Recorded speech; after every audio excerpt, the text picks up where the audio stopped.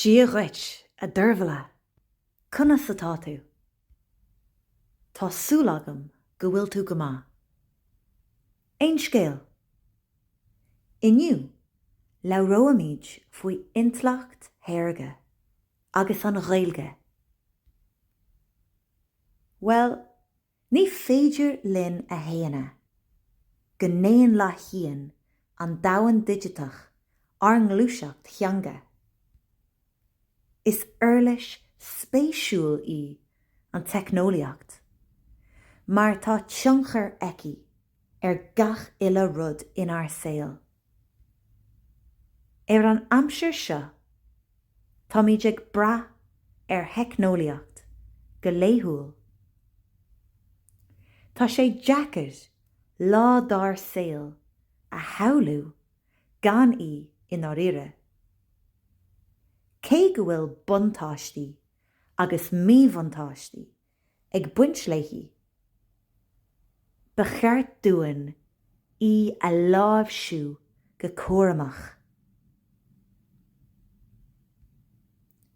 An cheist a ardítear go minic ná an mai intleacht théarga ann fáil trí ghaeilge.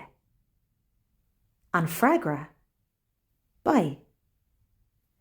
Is é firinne an scéal go bhfuil achcuin IS don ghaeilge le ferbeirt ag údarás na Gaeltachta.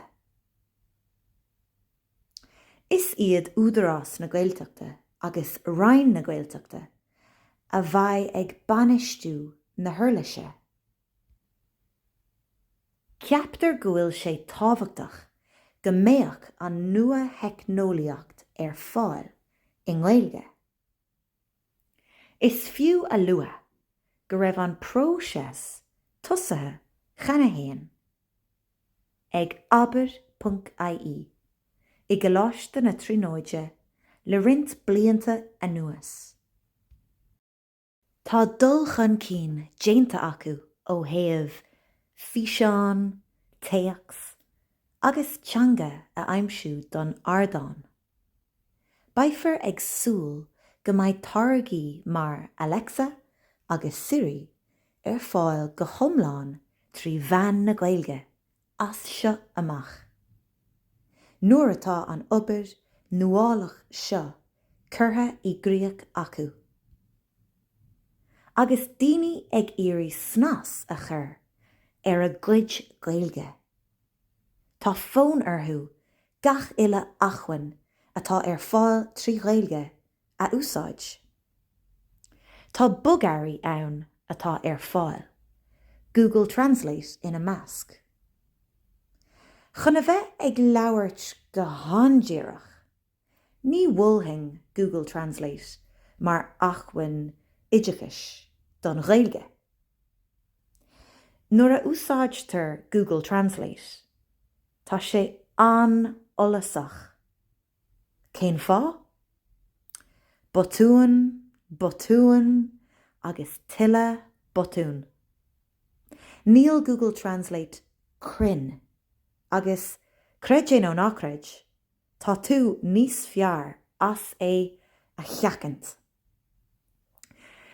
Tá sé ceart go leor don aistrúcháin Gaeilge go béarla, ach praseach cheart atá ann nuair a dhéanann sé iarracht aistrúcháin béarla go Gaeilge a dhéanamh. Tá tuile taide deagí bhuagairí mar seo. Creidim go dtiocfaí feabhas na bugairí atá fáil de phobal na Gaeilge sa tóchaí. Cuireann fáilte roimh an bheabhas seo. Is fiú a luath go bhfuil gá le cur chuige níos cuaireamí go dtí sin áfach. Déan seic de inse. An bhfuil achhain chruinn in úsáid agat. Bhuailthing folklore.ie agus teanglann mar ochlórí. Agus níl ChatGPT róghana don chórá, cabhair nó comhairle.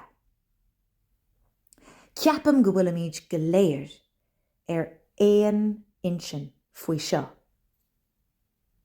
Nach bhfuil go IS chomh deas as Gaeilge nó in éon seanga ar bith. An deascéile ná cloistear I bhfad níos mó Gaeilge faoi láthair. Agus os rud é go labhraítear níos mó agus go bhfuil ar bhéin bhuinín ag fás. Béidir go mbeidh IS éafachtaach fotheideal I Gaeilge agus Béarla a chur ar scáileáin. Grá mór.